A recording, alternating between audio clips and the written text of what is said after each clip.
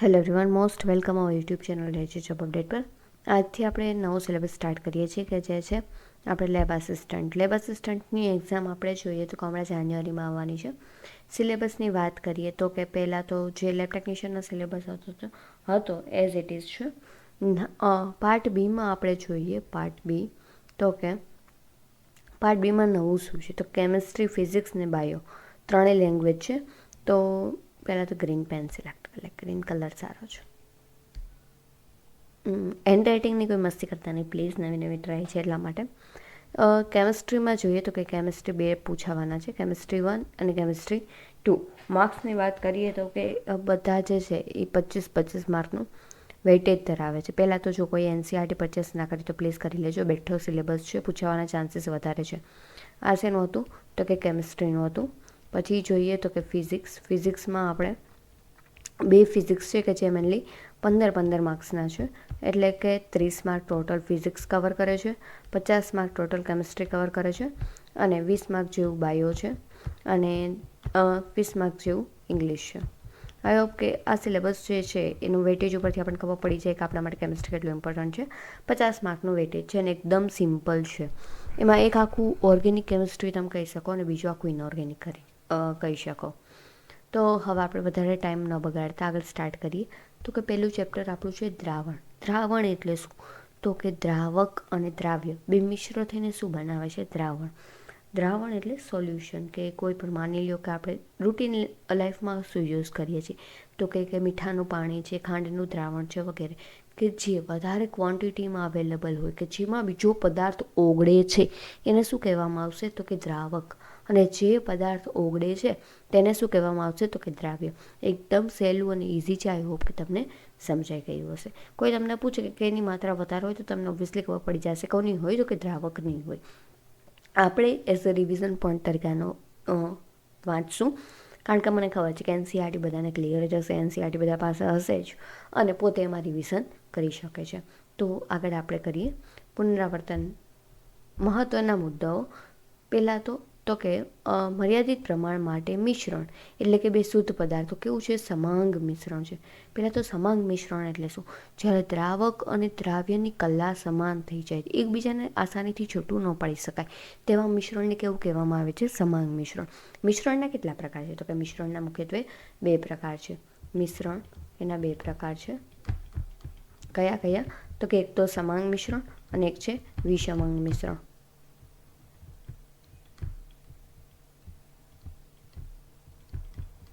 તો કે સમાંગ મિશ્રણ શું તો કે તેમાં જે દ્રાવક ને દ્રાવ્યના અણુઓ છે એને તમે નરી આંખે જુદા પાડી શકતા નથી. જ્યારે વિષમાંગ મિશ્રણ છે તેમાં તમે કણો જે છે એ નરી આંખે જોઈ શકો છો અલગ પડતા. બેઉની કલા કેવી હોય છે તો કે અલગ અલગ હોય છે. એટલે ટૂંકમાં કે બે એકબીજામાં સંપૂર્ણ પ્રમાણે મિશ્રિત થતા નથી એવા મિશ્રણને કેવું કહેવાય વિષમાંગ મિશ્રણ. તમે એમ કહેશો મેડમ કોઈ ઉદાહરણ આપી શકો તો કે હા, સમાંગ મિશ્રણ એટલે શું તો કે પહેલાં જ્યારે આપણે મીઠા અને પાણીનું દ્રાવણ બનાવીએ તો શું તમે એમાંથી એક ચપટી ભરીને કહી શકો પાણીના દ્રાવણમાં કે મેડમ આમાં 90% પાણી છે, 10% મીઠું છે? ના, આવું કહી શકાતું નથી. બધી જગ્યાએ આખા દ્રાવણમાં મીઠાની ક્વોન્ટિટી કેવી હશે સમાન હશે. વિષમાંગ મિશ્રણમાં કહી શકો તો કે આ વિષમાંગ મિશ્રણમાં આપણે જોઈએ તો કે દ્રાવક અને દ્રાવ્યના અણુઓ કેવા હોય તો કે તમે જુદા પાડી શકો છો. બેની કલા કેવી હોય અલગ અલગ. ઉદાહરણ તરીકે લીંબુનું પાણી, કે જેમાં તમે કોઈ પ્રકાશની સામે મૂકશો તો શું લીંબુના કણો જે છે એ આપણને તરતા દેખાશે. ટૂંકમાં કલીલ દ્રાવણ છે કેવું છે તો કે વિષમાંગ દ્રાવણ છે એક પ્રકારનું, અને મિશ્રણ કેવું છે તો કે સમાંગ મિશ્રણ છે. આઈએમપી ક્વેશ્ચન જે કલીલ દ્રાવણ છે એ કેવું મિશ્રણ છે વિષમાંગ મિશ્રણ છે, અને મિશ્રણ કેવું છે તો કે સમાંગ મિશ્રણ છે. ઠીક છે. હવે તો કે દ્વિઅંગી દ્રાવણોમાં જે ઘટકનું પ્રમાણ વધુ હોય તેને દ્રાવક કહેવામાં આવે છે. ઓકે, આ આપણે હમણાં જોયું. આપણે દ્રાવક કોને કીધું હતું તો કે પાણીને દ્રાવક કીધું હતું. અને જે ઘટકનું પ્રમાણ ઓછું હોય તેને શું કહેવામાં આવે છે દ્રાવ્ય. એમાં આપણે કયું લીધું હતું મીઠું એટલે કે સોલ્ટ લીધું હતું. પછી દ્રાવણોના પ્રકાર. દ્રાવક અને દ્રાવ્યની ભૌતિક અવસ્થાને આધારે તેના 9 પ્રકારના દ્રાવણ શું બન્યા છે શક્ય બન્યા છે. આમાં ખાસ યાદ રાખજો કે તમે જે આપણે તફાવત અથવા તો જે ભાગ પાડ્યા એમાં હંમેશા દ્રાવકને સ્થિર રાખ્યું છે. જો દ્રાવક વાયુ હોય ત્યારે, દ્રાવક પ્રવાહી હોય ત્યારે, દ્રાવક ઘન હોય ત્યારે. ઠીક છે. આઈએમપી ક્વેશ્ચન છે, આમાંથી એક ક્વેશ્ચન આવવાના ચાન્સીસ છે. ઠીક છે. કેમ બાકી ઉડે તો જાય ને આપણા અક્ષર. જો કે દ્રાવ્ય તો કે વાયુમય દ્રાવણો માટે, તો કે વાયુમાં વાયુ હોય, જ્યારે દ્રાવકય વાયુ હોય, દ્રાવ્ય વાયુ હોય, તો જે સામાન્ય ઉદાહરણ કયું છે તો કે હવામાં N2 અને O2નું મિશ્રણ. આપણે બેને અલગ પાડી શકતા નથી. પછી જોઈએ તો કે પ્રવાહી અને વાયુનું મિશ્રણ, તો કે N2 અને ક્લોરોફોર્મનું મિશ્રણ. ઘન અને વાયુનું મિશ્રણ, તો કે NT અને વાયુનું કેમ્ફર. પ્રવાહી દ્રાવણોમાં વાયુ અને પ્રવાહી, તો કે પાણીમાં દ્રાવ્ય કરેલું હતું.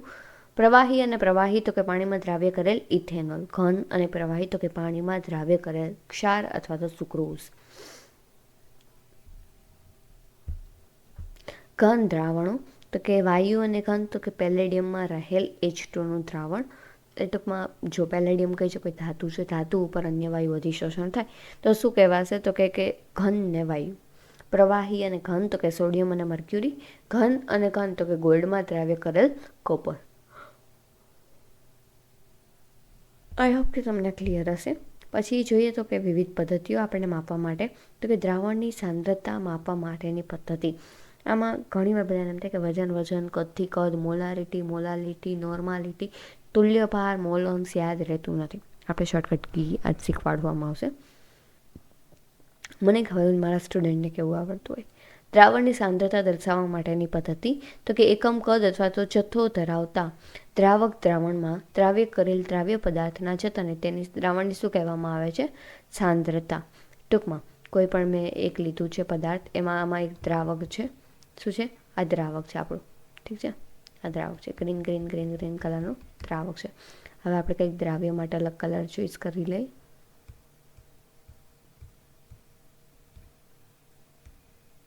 કયો? પિંક. ઓકે. આવા દ્રાવકમાં મેં નાખ્યું થોડુંક દ્રાવ્ય, ઠીક છે. આખું શું બન્યું, તો કે આ બન્યું દ્રાવણ. ટૂંકમાં દ્રાવકમાં દ્રાવ્યને મિશ્ર કરવામાં આવે અને એ જે દ્રાવ્ય કરેલ પદાર્થનો જથ્થો છે એને શું કહેવામાં આવે છે, દ્રાવણની સાંદ્રતા. હવે તમને એમ થાય કે દ્રાવણની સાંદ્રતા માપીને શું કામ છે, તો કે દ્રાવણની સાંદ્રતા જે છે એ દ્રાવ્યનું દ્રાવકમાં પ્રમાણ બતાવે છે. હવે તમને એમ થાય મેડમ આ શું છે, કંઈ ખબર પડી નહીં.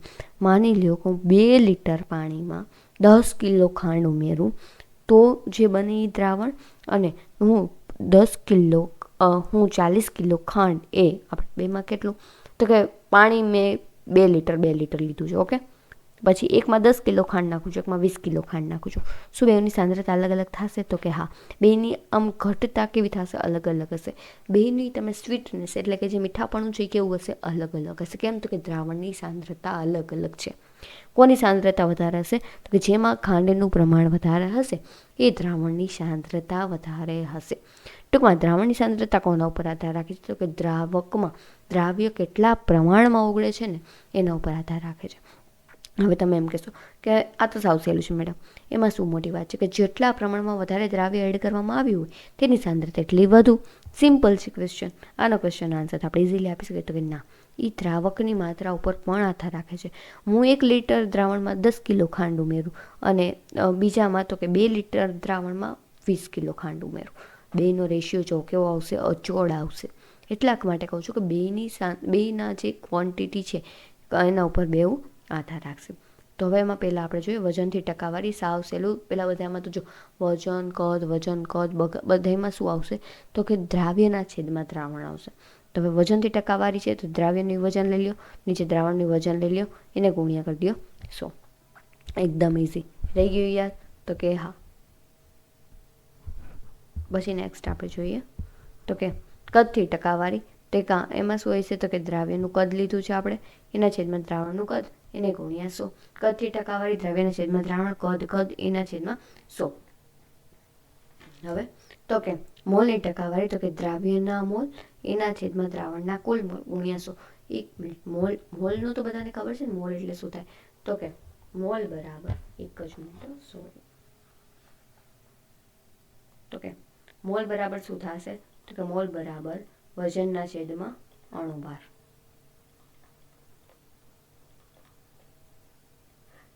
ડન છે. ઓકે. હવે પછી મોલાલિટી જોઈએ, તો કે મોલાલિટી એટલે શું થશે, કે તો કે દ્રાવ્યના મોલની સંખ્યા એના છેદમાં દ્રાવણનું કદ, ટૂંકમાં એના છેદમાં વી લીટરમાં. હવે મારા મિલીલીટરની બદલે જો લીટર અહીંયા મિલીલીટર, અહીંયા મિલીલીટરમાં કદમાં ફેરવવું હોય તો અહીં શું કરવું પડશે? તો કે ગુણ્યા 1000. ઠીક છે.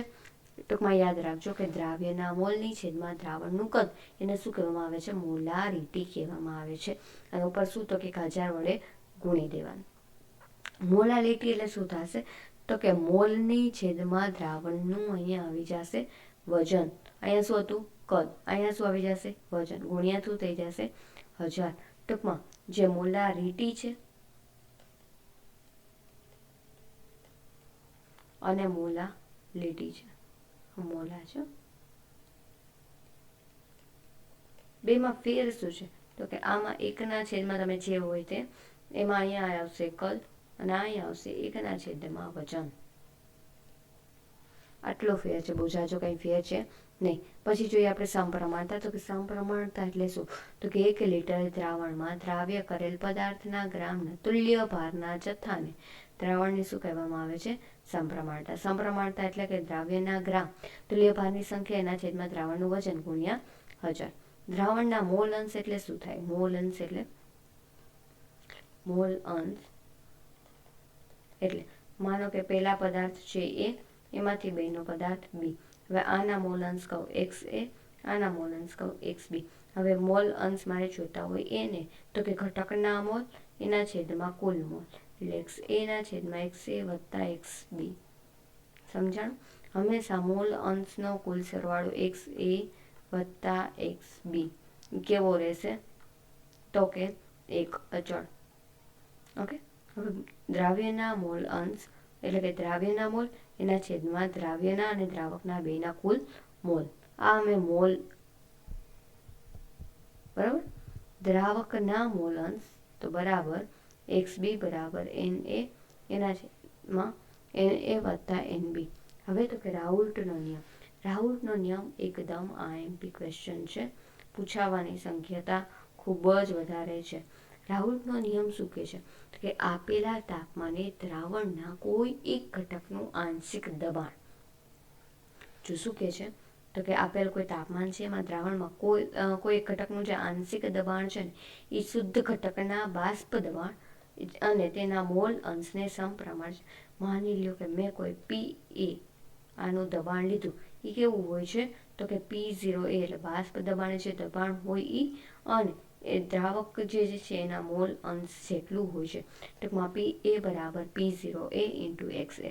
હવે બીજો પદાર્થ આપણે કઈ લીધો તો B, તો કે PB બરાબર P0B. આ PB છે, ઇરેઝર થઈ ગયું.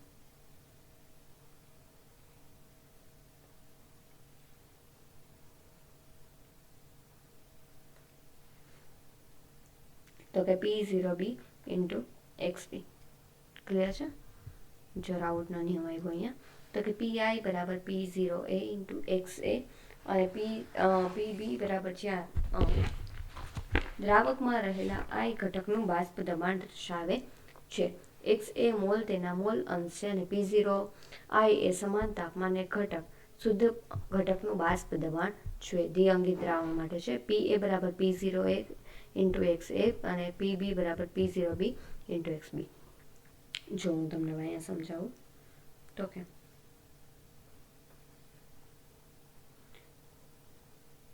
જો પહેલાં તો આપણે શું હોય તો કે આ કોઈ પદાર્થ છે, આમાં મેં શું કર્યું તો કે દ્રાવક ઉમેર્યું. ઠીક છે. હવે આમાં આપણે શું ઉમેર્યું તો કે થોડા ટાઈમ પછી આમાં આપણે દ્રાવ્ય ઉમેર્યું. એટલે હવે આપણે તમે આને ગરમ કરો તો આને કોઈ નિશ્ચિત પ્રકારનું દબાણ હશે તો કે હા. હવે પછી શું થશે તો કે આ બેને ભેગું કરું તો આમાં જે મિશ્રણ બનશે, ટૂંકમાં આ જે છે એ બધા કેવા છે? A છે. આ બધા કેવા છે? તો કે B છે. હવે આ કઈ આ છે તો કે A વત્તા B. ડન છે. હવે પેલા દબાણ કેટલું હશે? P કુલ બરાબર, કેમ આમ થાય છે? P કુલ બરાબર PA વત્તા PB. હવે તો કે PA એટલે બરાબર આપણે શું કીધું તો કે P0A ઇન્ટુ XA વત્તા PB એટલે શું કીધું તો કે PB બરાબર P0B ઇન્ટુ XB. હવે જો એક્સ એ વત્તા એક્સ બી એટલે શું થશે તો કે 1 થશે. હમણાં મેં તમને આગળ કીધું ને એક્સ એ વત્તા એક્સ બી બરાબર 1. હવે જો હું અહીંયા એક્સ એ બરાબર કહું તો કે એક્સ બી જો અહીંયા પોઝિટિવ ટર્મિનલમાં છે, ઓલી સાઈડ જશે તો કેવું થઈ જશે તો કે નેગેટિવમાં આવી જશે.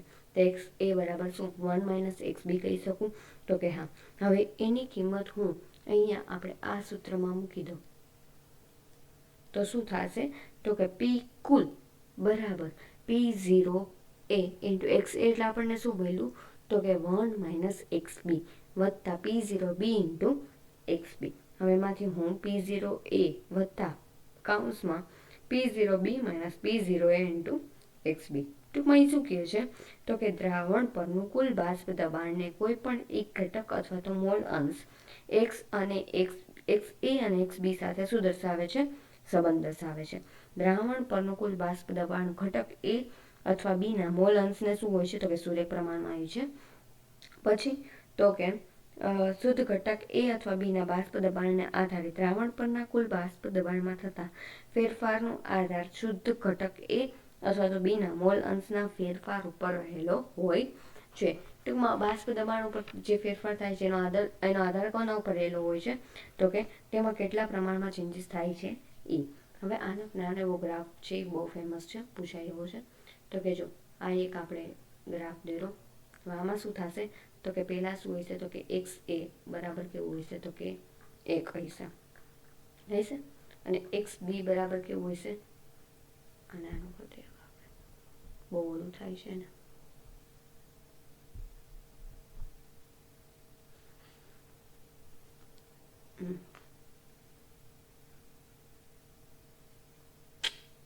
ઇરેઝર લઈ આવી.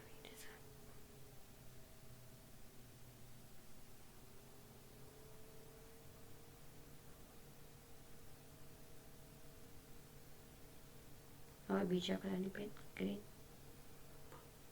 ઓકે ચલો આપણો કંઈક આવો કંઈક ગ્રાફ છે. હવે આમાં શું હોય છે તો કે પહેલાં એક્સ એ કેવું હોય છે તો કે એ કઈ છે કેમ તો કે એ મોલ વધારે છે અને એક્સ બીના કેટલા હશે 0. પછી લાસ્ટમાં શું થઈ જશે એક્સ એ જે છે એ 0 થઈ જશે અને એક્સ બીના કેવા થઈ જશે તો કે 1 થઈ જશે. જ્યારે પ્રક્રિયા શરૂ થશે ત્યારે શું થશે તો કે પહેલાં આવી રીતના ધીમે ધીમે ધીમે ધીમે ધીમે ધીમે ધીમે આગળ વધશે. પછી શું થશે અહીંયાથી આવી રીતના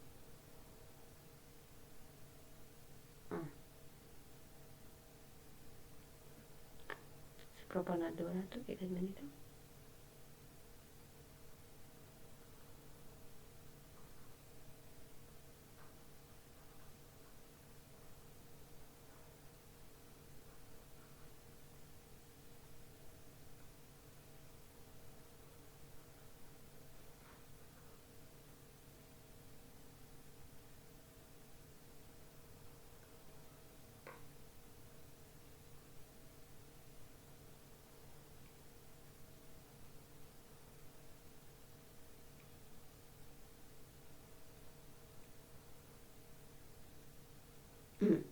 આ શું છે રાઉલ્ટનો નિયમ છે. એ શું હશે તો કે એક્સ પી એ બરાબર શું થશે તો કે P0 ઇન્ટુ એક્સ એ અને પીબી બરાબર શું થશે તો કે P0 બી ઇન્ટુ એક્સ બી. હવે ટૂંકમાં અહીંયા શું થશે તો કે ડેલ્ટા એચ બરાબર શું થશે તો કે 0. કેમ તો કે ઉર્જાનો ફેરફાર કેવો આવશે 0 આપીને તો દેખાતી નથી.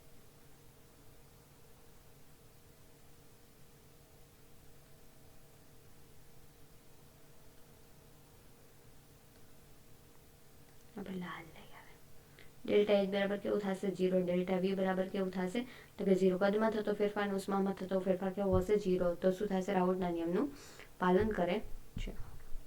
હવે રાઉલ્ટના નિયમના આધારે બે પ્રકારના દ્રાવણ મળે છે કે આદર્શ દ્રાવણ અને બિનઆદર્શ દ્રાવણ. આદર્શ દ્રાવણ એટલે શું તો કે જે રાઉલ્ટના નિયમનું પાલન કરે એને કેવું કહેવાય તો કે આદર્શ દ્રાવણ કહેવાય. જે રાઉલ્ટના નિયમનું પાલન ન કરે તેને શું કહેવાય બિનઆદર્શ દ્રાવણ કહેવાય. બધી જ સાંદ્રતા અને બધા તાપમાને દ્રાવણ રાઉલ્ટના નિયમનું પાલન કરતું હોય તો તે દ્રાવણને શું કહેવામાં આવે છે તો કે આદર્શ દ્રાવણ કહે છે. આદર્શ દ્રાવણ માટે મિશ્રણને લીધેલ ઉર્જાનો ફેરફાર ડેલ્ટા એચ અને મિશ્રણને લીધે કદનો ફેરફાર કેવો હોય છે તો કે 0 હશે. આપણે કીધું ને ડેલ્ટા એચ અને ડેલ્ટા વી કેવા હશે 0. અને બિનઆદર્શ દ્રાવણમાં ડેલ્ટા એચ અને ડેલ્ટા વી કેવું હોય છે તો કે 0 હશે નહીં. Delta H and delta V is not equal to 0. કેમાં? તો કે બીના આદર્શ દ્રાવણમાં. અને delta H and delta V is equal to 0. કેમાં? તો કે આદર્શ દ્રાવણમાં. ઓકે, જો હવે તો કે જો હવે બીના આદર્શ દ્રાવણ હોય તો કેવું હોય, તો કાં તો ધન તફાવત બતાવતો હોય, કાં તો એની વેલ્યુ કેવી આવતી હોય, ઉર્જા કાં તો ઉત્પન્ન થતી હોય અથવા ઉર્જાનો શું થતો હોય, તો કે નાશ થતો હોય. ટૂંકમાં બે પ્રકારની જે સંભવતા અવસ્થા છે. ટૂંકમાં જો રાઉલ્ટના નિયમ માટે કંઈક આપણે આવી આકૃતિ દોરી હતી, આવી.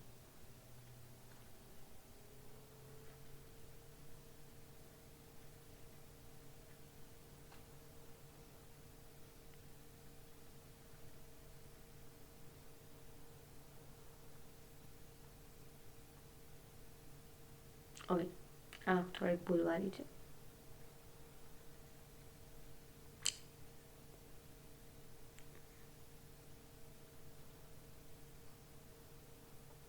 કેમ આમ થાય છે?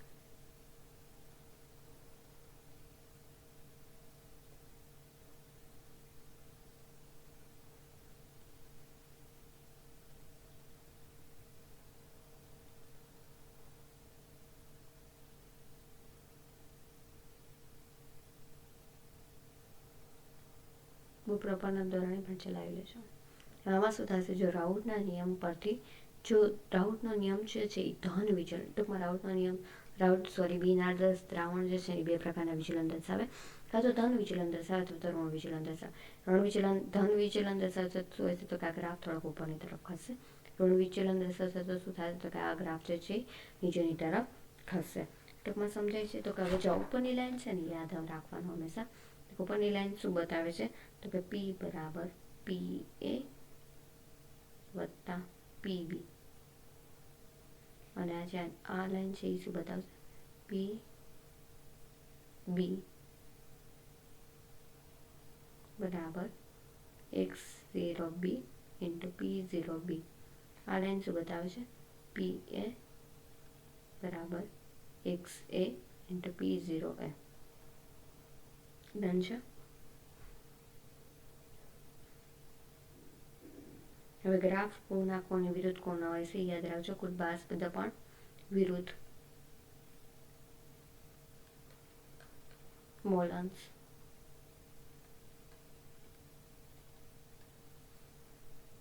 હવે તો કે જો ધન વિચલન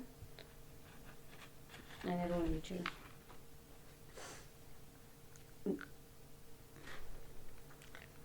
કુલ બાષ્પ દબાણ P0A વત્તા P0B કરતાં શું હશે? તો કે વધારે હશે. આ દર્શાવે છે કે ડેલ્ટા એચ જે મિક્સિંગ જે છે એ પોઝિટિવ હોય છે અને ડેલ્ટા વી મિક્સિંગ જે કેવું હોય છે? પોઝિટિવ. સામાન્ય ઉદાહરણ જોઈએ તો ethyl alcohol, cyclohexane, acetone, carbon dioxide, acetone અને ઇથાઇલ આલ્કોહોલ. બિન આદર્શ દ્રાવણના ઋણ વિચલનમાં શું હશે? તો કે PA જે છે એના કરતાં P0A અને XA અને P0B XB કેવા હશે? મોટા હશે. અને આ જે વેલ્યુ વિશે બી કેવી મળતી હશે? તો કે નેગેટિવ મળતી હશે. પછી છે હેનરીનો નિયમ.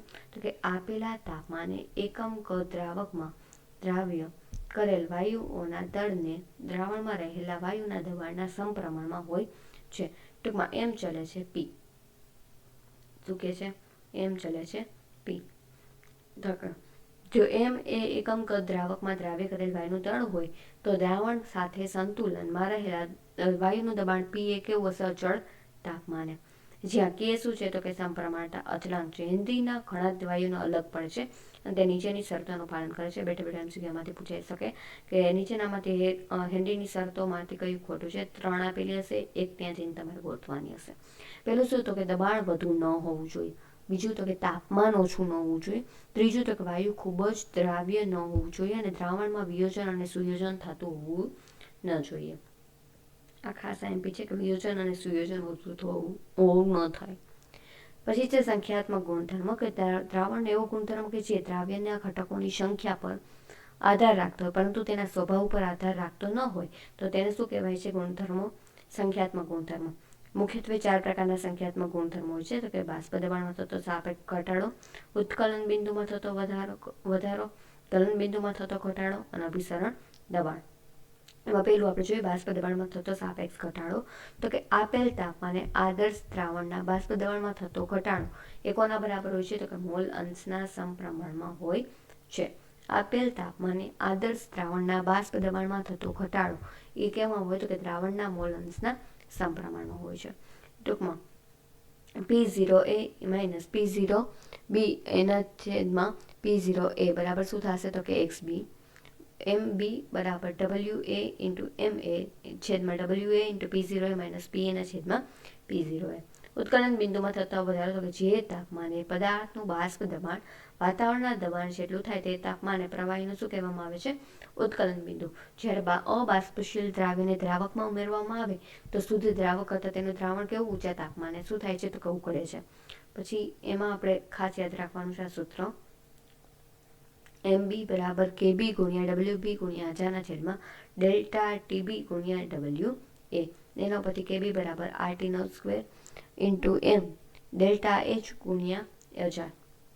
આના આપણે દાખલા જે છે ઇન ડિટેલ કરશું ત્યારે આ બધું જોશું. પછી ગલન બિંદુમાં થતો ઘટાડો કે આપેલ તાપમાને ઘન અને પ્રવાહી અવસ્થાના પદાર્થનું બાષ્પ દબાણ સમાન હોય તો તેને શું કહેવાય? પદાર્થોનું પ્રવાહીનું ગલન બિંદુ કહે છે.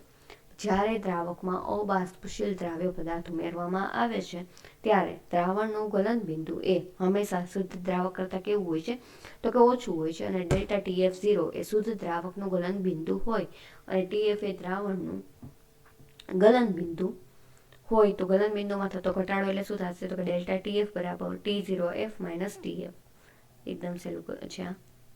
પછી છે પ્રતિગલન દ્રાવણ. તો કે કેટલાક દ્રાવણોમાં વાહનોના રેડિએટરમાં વપરાય છે, તેથી રેડિએટરમાં પાણી નીચે તાપમાને ગલન પામતું નથી, તેને પ્રતિગલન દ્રાવણ કહે છે. ઉદાહરણ તરીકે ઇથાઇલ ગ્લાયકોલ જે કારમાં રેડિએટર તરીકે વપરાય છે, જે પાણીના ગલન બિંદુમાં શું કરે છે તો કે ઘટાડો કરે છે. ઇથિલિન ગ્લાયકોલમાં વજનમાં થતા ઘટાડા દ્વારા ગલન બિંદુમાં થતો ઘટાડો કરી શકાય છે. હવે પાણી માટે KF કેટલું હોય છે 1.86 અને KB કેટલું હોય છે 0.52.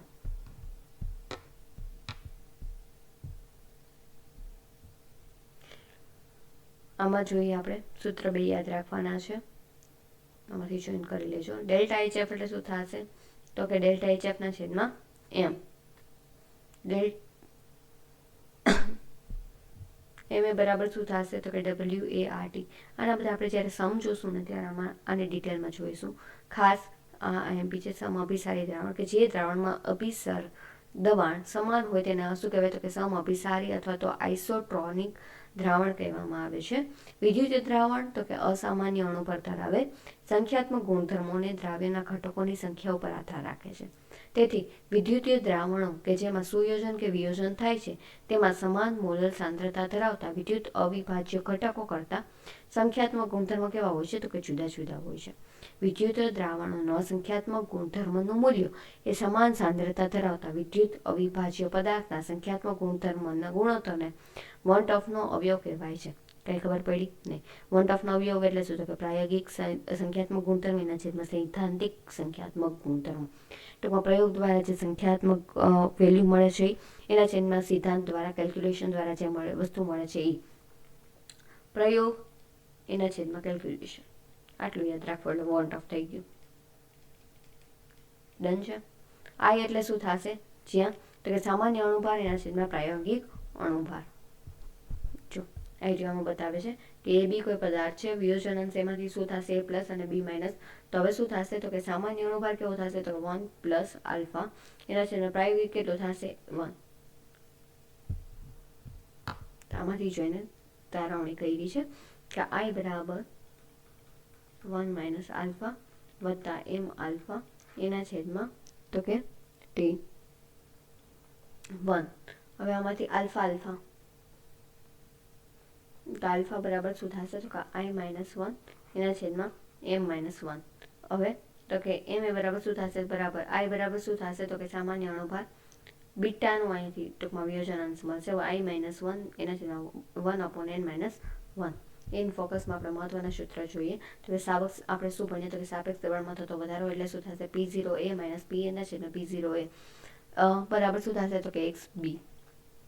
ઉત્કલન બિંદુમાં થતો વધારો તો કે ડેલ્ટા TB બરાબર KB ઇન્ટુ M. KB બરાબર શું થશે તો કે MRT TB નો સ્ક્વેર અપોન ડેલ્ટા H ગુણ્યા 1000. ગલન બિંદુમાં થતો ઘટાડો તો કે ડેલ્ટા TF ઇન્ટુ K બરાબર KF ઇન્ટુ M. KF બરાબર શું થશે MRTFનો સ્ક્વેર ડેલ્ટા H ગુણ્યા 100. અભિસરણ દબાણો પરથી પાઈ બરાબર CRT કે C બરાબર શું થશે N/V બરાબર RT. વોન્ટ ઓફ અવયવ તો કે આપણે ખબર છે પ્રાયોગિકના સામાન્યના છેદમાં પ્રાયોગિક. મહત્વના સૂત્ર આપણે જોયા, આ બધા જોઈ લેજો. આઈ હોપ કે તમને આ ચેપ્ટર જે છે યુઝફુલ લાગ્યું હશે. જો તમે આપણી યુટ્યુબ ચેનલને સબસ્ક્રાઈબ ન કરી તો પ્લીઝ સબસ્ક્રાઈબ કરી દેજો. વિડીયો લાઇક શેર કમેન્ટ અને હાઇક માટે કહેવું ન પડે. જો તમે આપણે ટેલિગ્રામ ચેનલ જે છે એ આ છે એ જે જોબ અપડેટ એ જોઈન ન કરી હોય તો કરી લેજો, કારણ કે ત્યાંથી તમને PDF મળી રહેશે. આપણે આ ચેપ્ટર બહુ સારી રીતે ડિટેલમાં કરવાનું છે, એક સમ કેલ્ક્યુલેટ કરવાનું છે. ઠીક છે, મળીએ આપણે આપણા નેક્સ્ટ લેક્ચરમાં. ત્યાં સુધી ગુડ બાય.